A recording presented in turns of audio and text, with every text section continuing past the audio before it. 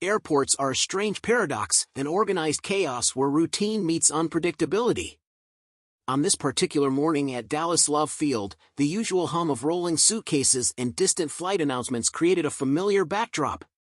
Travelers moved with purpose, some eager, others weary, each caught up in their own world.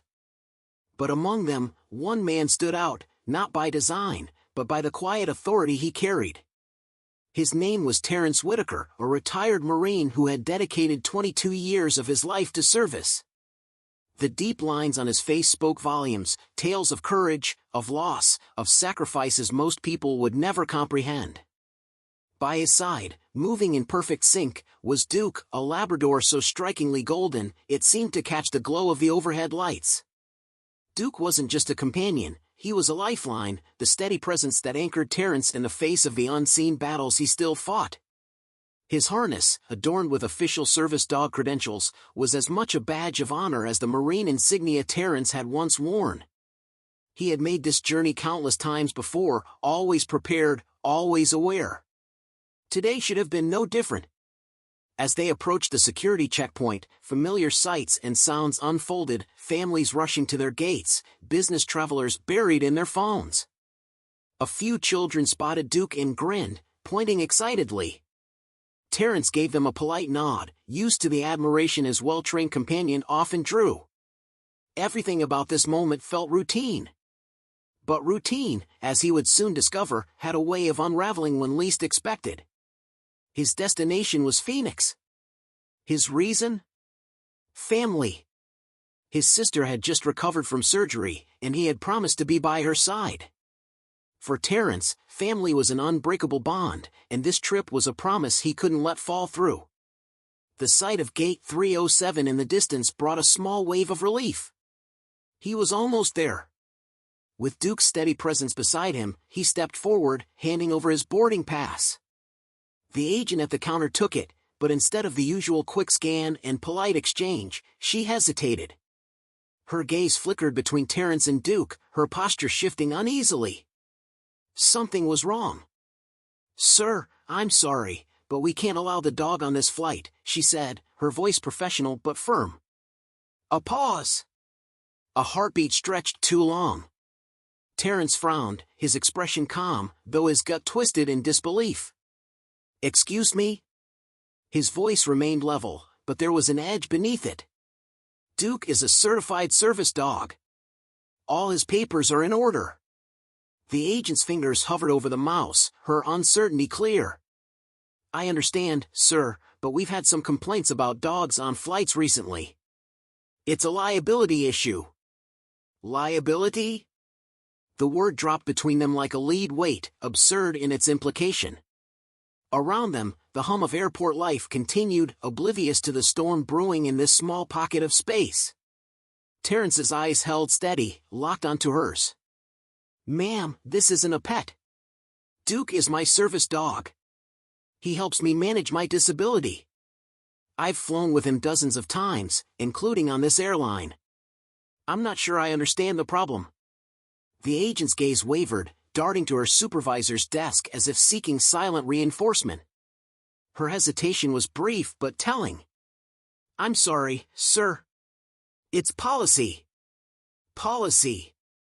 The word sat heavy on Terence's chest. He had faced worse, far worse, but this? This was different. This wasn't about war zones or enemy lines. This was about dignity. A ripple of awareness spread through the terminal. A couple nearby exchanged glances, picking up on the tension. A young man with headphones pulled one earbud out, curiosity flickering in his expression. People were beginning to notice. Terence took a slow breath, measured but firm. "Policy or not, this is discrimination. Duke is an essential part of my medical care. You're denying me my right to fly."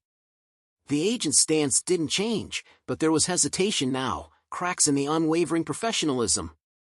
"If you'd like, I can call my supervisor." Terence gave a single nod. "I'd appreciate that." The agent turned away, leaving Terence standing with Duke at his side. He reached down, resting a reassuring hand on the Labrador's head. Duke looked up, sensing the shift in the air but remaining as composed as ever. "Good boy," Terence murmured. Duke's tail wagged lightly, his silent reassurance in the midst of uncertainty. Minutes passed.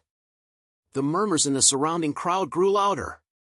A middle-aged woman approached hesitantly, her expression lined with concern. "Excuse me," she said softly, "I couldn't help but overhear." "Are they really telling you that you can't bring your dog?" Terence straightened, nodding. "That's what they're saying. But Duke is a service dog. Fully certified. This isn't the first time we've flown." Her frown deepened. "That's ridiculous. My brother has a service dog. I know how important they are. I don't think they can legally stop you."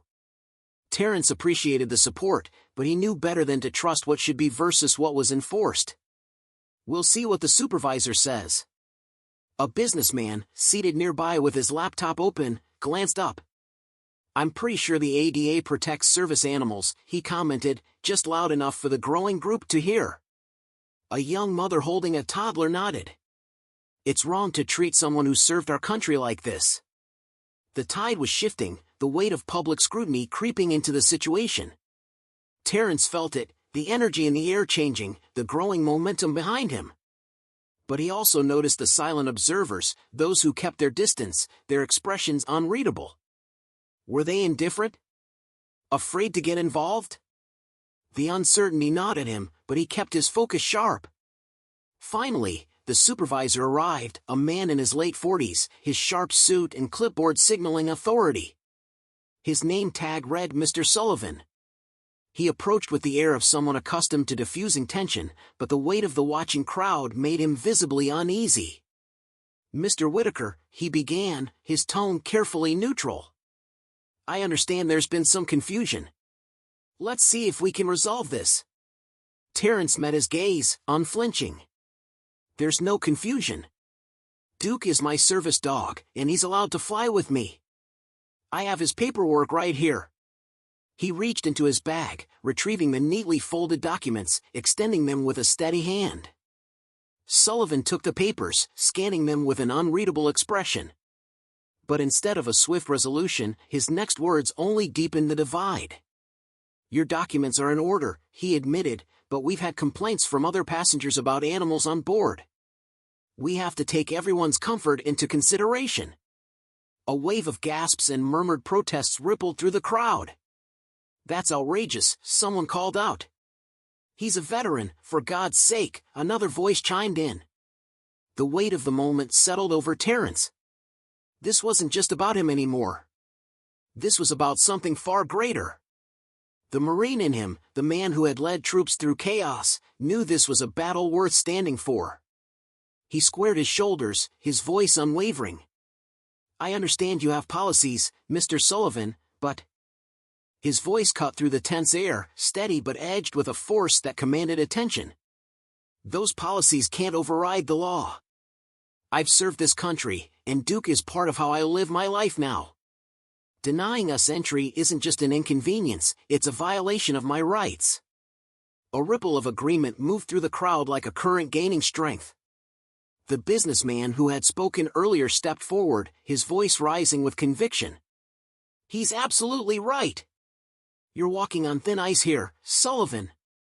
The ADA protects service animals. You know what that means? This airline could be looking at a serious lawsuit." Sullivan's face tightened. A flicker of unease crossed his features, but he held his ground. "Sir, I understand your concerns, but these situations are never as simple as they seem. Let me consult with the team. This isn't complicated." A younger man in a hoodie cut him off, his voice sharp with indignation. "You're treating him like he's invisible. That's not okay."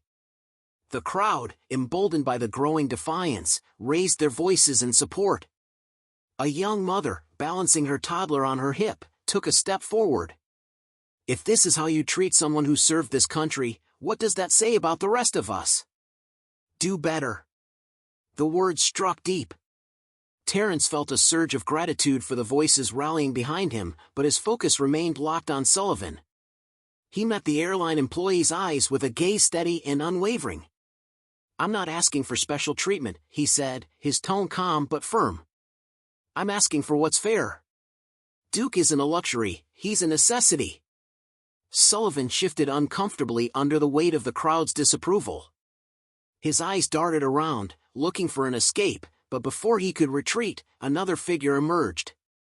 A tall man, maybe in his 60s, with a graying beard and a walking cane, stepped forward. His hat, worn and frayed at the edges, bore the embroidered words, "Vietnam Veteran." His voice, though quiet, carried the weight of something undeniable. "Terence Whittaker, isn't it?" Terence turned, caught off guard. "Yes." The older man nodded slowly, taking him in. "I know who you are. You saved my nephew's life in Kandahar. He wrote to me about you." Silence fell over the terminal. The gravity of the moment settled in like a heavy fog. The veteran turned to Sullivan, his expression hardening. "This man has done more for this country than most of us standing here. Myself included. And you're telling me he can't bring his service dog on a flight? Do the right thing." Sullivan's lips parted, his hesitation hanging thick in the air. The murmurs in the crowd built into something louder. Phones were raised, their screens capturing every second of the standoff. Terence felt Duke nudge his leg, steadying him, reminding him why he stood his ground. Then, just as Sullivan seemed on the verge of caving, an unexpected interruption shattered the moment. A stern voice crackled over the terminal's intercom. "Attention passengers, due to unforeseen circumstances, Flight 307 to Phoenix will be delayed. Please remain at the gate for further updates." Groans of frustration rippled through the crowd, but the delay only served to deepen their resolve. More passengers, now with time to spare, gathered around, their presence shifting the scene from a gate dispute to something much bigger. A spectacle. A movement. Then, from a side door, a woman emerged. She was tall, her navy blue uniform crisp, her badge glinting under the terminal lights. The name on it read, Angela Cruz. The authority in her stride was unmistakable. Her sharp eyes swept the scene, the tension in Sullivan's posture, the raised phones, the man and his dog at the center of it all. She wasted no time. "What's going on here?" Her voice cut through the noise like a blade. Sullivan straightened, his tone defensive. "There's a conflict about a service animal boarding the flight, ma'am." "I was handling it." Angela raised a hand. "Clearly, you weren't." She turned to Terence, her expression softening, her tone measured yet firm. "Sir, I'm Angela Cruz, the regional manager. May I hear your side of the story?" Terence exhaled, the weight of the situation pressing heavy on his shoulders. But he held his ground, explaining it all, how he arrived at the gate, the certified paperwork he carried, the countless flights he had taken with Duke before. His voice carried no resentment, only the quiet strength of a man who had endured storms far greater than this one. Angela listened intently, her nod small but affirming. When he finished, she turned to Sullivan, her voice laced with something colder. "Why wasn't I informed about this immediately?" Sullivan hesitated. "I was trying to de-escalate." "You escalated." Angela's words snapped like a whip. "This man is a veteran. His service dog is certified. There's no ambiguity here. You're aware of ADA guidelines, correct?" Sullivan swallowed hard and gave a reluctant nod. Angela shifted back to Terence, the sharpness in her demeanor softening once more.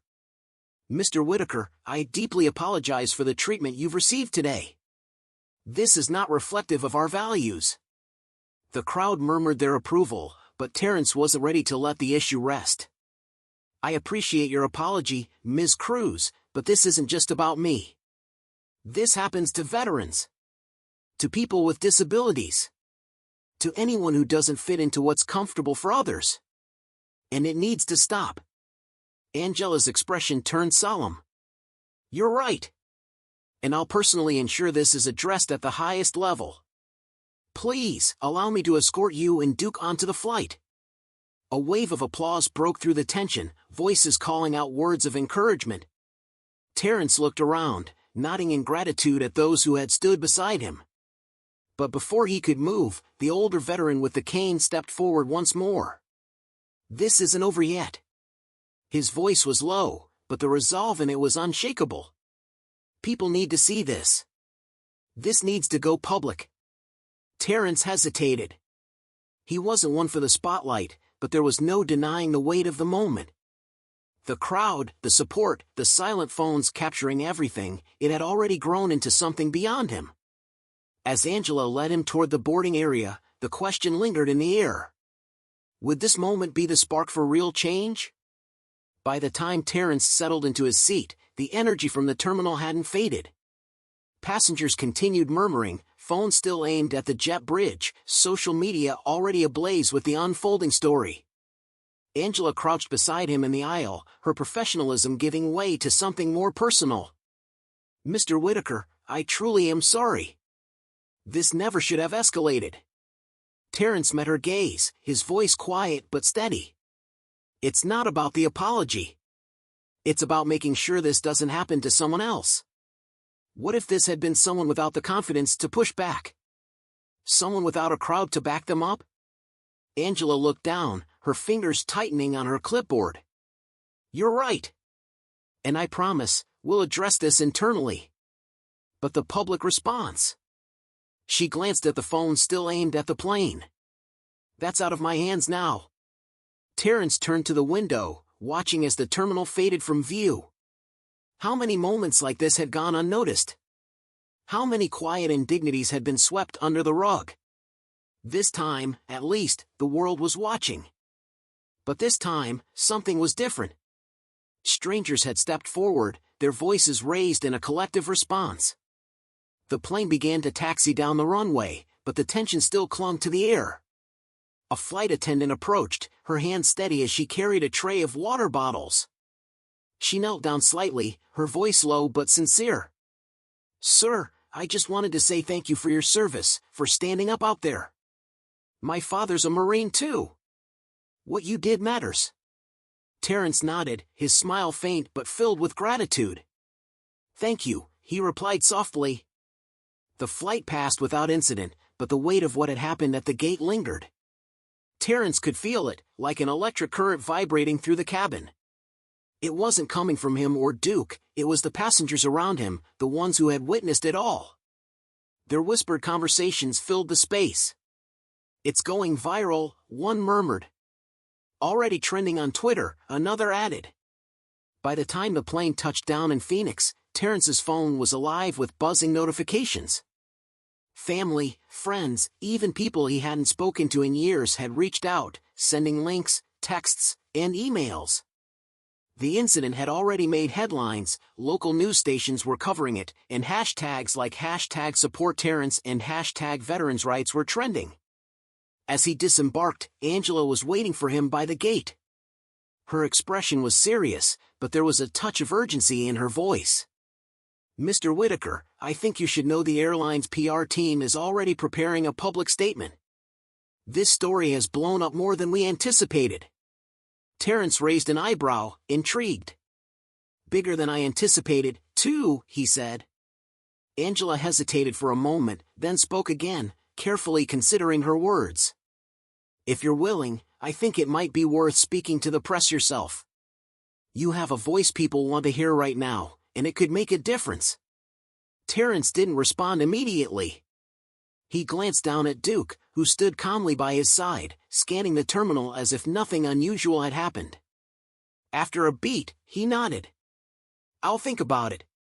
As he made his way to the baggage claim, the weight of the moment settled in. This wasn't just about him anymore. This was bigger. It was a spark that could ignite a movement. By the time he reached the baggage claim, it was clear that the story had already taken on a life of its own. Cameras flashed as reporters huddled outside the terminal, their questions echoing through the crowd.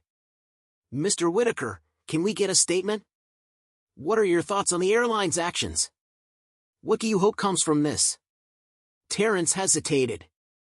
He'd spent his life serving quietly, never seeking attention or accolades. But as he looked at the reporters, he realized this wasn't about ego or recognition. It was about accountability. He exchanged a glance with Angela, who had followed him, offering a small, encouraging nod. Terence stepped forward, Duke by his side. He raised a hand, signaling for silence. "I'll say this," he began, his voice calm but carrying the weight of everything that had led to this moment. "What happened today wasn't just about me. It's about every veteran, every person with a disability, and anyone who has ever been made to feel like they don't belong. Duke isn't just a dog. He's my partner. He's my lifeline. Denying him is denying me." The reporters scribbled furiously, their microphones inching closer. "I'm not here to bash anyone," he continued, his voice steady. "But I hope this moment reminds people to think twice before making decisions that can hurt others. We all have a responsibility to be better for each other." The cameras captured every word. By the time Terence and Duke made their way toward the parking lot, applause began to rise from the crowd. It wasn't loud, but it was heartfelt. Strangers approached, some offering a handshake, others simply expressing gratitude. One woman in a wheelchair approached him, her voice soft but filled with emotion. "You spoke for people like me today. Thank you." Angela caught up to him as he loaded his bag into the waiting car. "That was incredible," she said. "If you ever want to follow up with the airline or take this further, just let me know. I'll make sure you have my direct number." Terence gave her a small smile. "Thanks, Angela. I appreciate everything you've done today, but I think it's in the people's hands now." As the car pulled away, Terence leaned back in his seat, resting a hand on Duke's head. His phone buzzed again. A message from his sister, "Just saw you on TV. Proud of you, big brother." He exhaled slowly, the weight of the day settling on him. He had gone to the airport that morning expecting nothing more than a quiet trip, but life had a way of throwing curveballs. And yet, amidst the chaos, something felt right. His story, their story, was out there. But what came next would show just how much one moment, one voice, could ripple across the nation. The next morning, Terence woke to his phone buzzing nonstop. Calls, texts, emails, his story had spread far beyond the terminal in Dallas. Major news outlets had picked it up. Headlines like "Marine Veteran and Service Dog Denied Boarding Sparks National Debate" filled the front pages. Hashtags like #VeteransDeserveBetter flooded social media. Terence scrolled through the messages. Names he hadn't thought of in years filled his screen. Fellow Marines, childhood friends, even his old commanding officer reached out. But one message stood out, a direct message from a journalist at a major network, asking to interview him during prime time. His first instinct was to decline. He wasn't one for the spotlight. But then, he looked down at Duke, calmly lying at his feet, and he thought of the countless others who relied on service animals, or who faced discrimination every day in silence. If sharing his story could help even one person, it was worth it. That evening, Terence found himself sitting in front of a camera, Duke at his side. The interviewer, polished and calm, asked him to recount the events at the airport. Terence spoke plainly, his words unprepared but genuine. He described his life with Duke, the struggles of living with PTSD, and the vital importance of empathy. "What do you hope will come from this?" the interviewer asked. Terence paused, looking at Duke for a moment. "I hope this makes people think about how they treat others, about how we can all do better. Policies are important, but compassion is what makes the difference. We can't forget that." The broadcast went viral, resonating with millions. The airline issued a formal apology and pledged to retrain its staff on ADA compliance. Advocacy groups reached out, asking if Terence would speak at their events. He wasn't sure about all of it, but he agreed to a few, knowing his story could help push for change. In the weeks that followed, the story faded from the headlines, but the impact lingered. Airlines across the country began revising their service animal policies. Advocacy groups saw a surge in support. Terence received letters from people he'd never met, some thanking him, others sharing their own stories. One letter stood out. It was from a young Marine who had just returned from deployment and struggled to adjust to civilian life. "Seeing you and Duke gave me hope," it read. "Maybe I can get through this too." Terence folded the letter carefully, placing it in a box with his other keepsakes. He glanced at Duke, who was sprawled out on the living room floor. With a small smile, he whispered, "We did okay, buddy. Sometimes, it only takes one moment, one voice, to make a difference. And when people stand together, despite the odds, change becomes possible."